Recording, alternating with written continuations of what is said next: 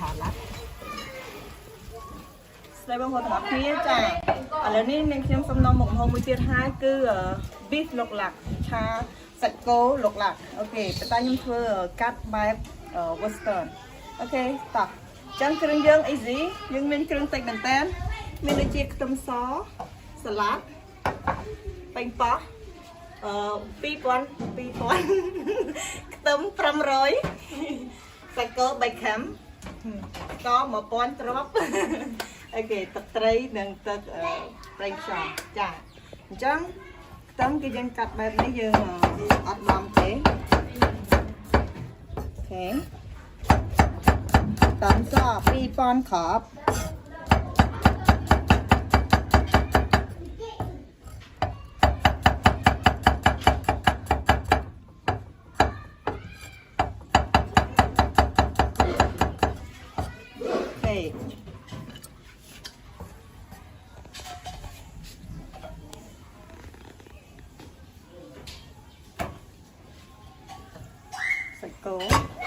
sạch cố cho dương bên phanh bẹp này cho dương chia tránh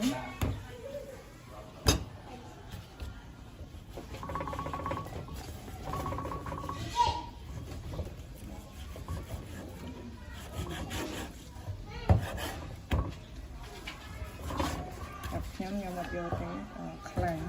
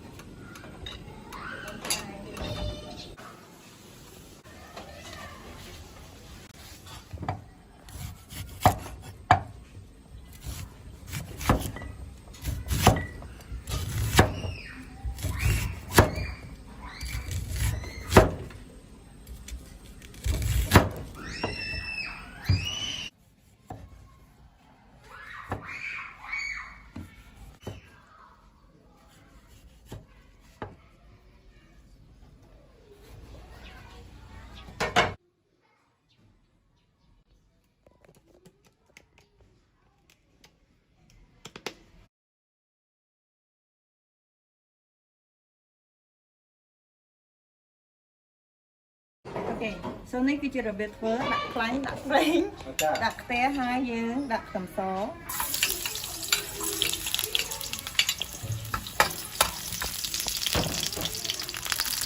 kia ok nói video phanh tón dương đặt tầm số 7 tháng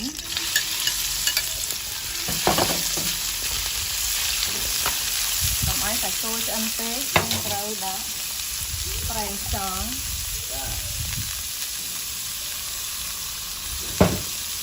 bắt từng đó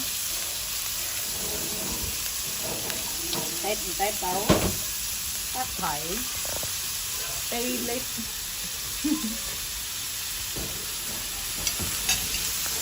có thảm con thọt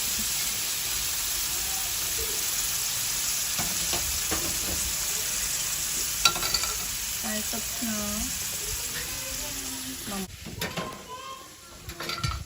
nhưng mà món khi tết hai em xa đấy xong mà đánh tích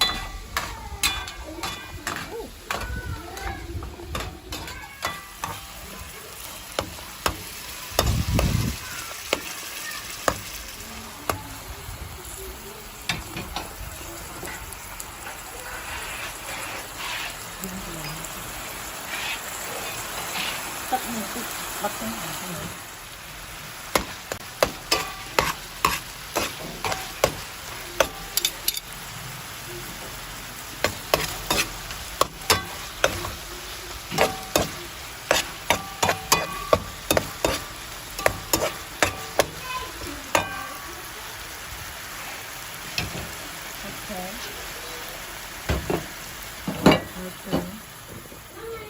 Gọi củ trắng.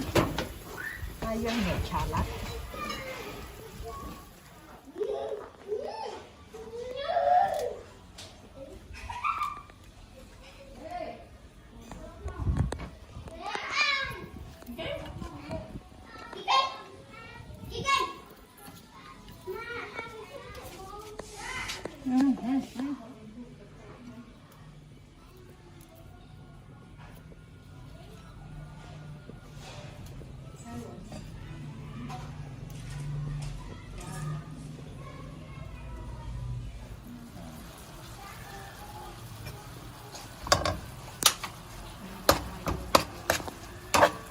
Bà dưỡng riết tà lát tạnh phó hay năng lực tầm o nhến tầm bà ráng hai dân đã sẽ cố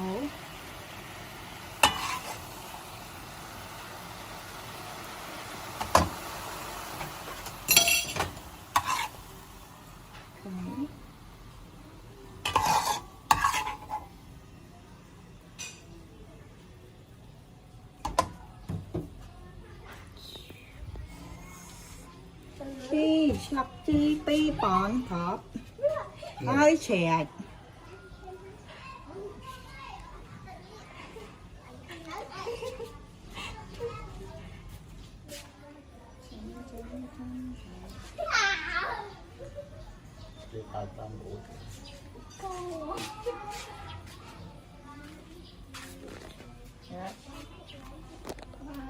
xong mẹ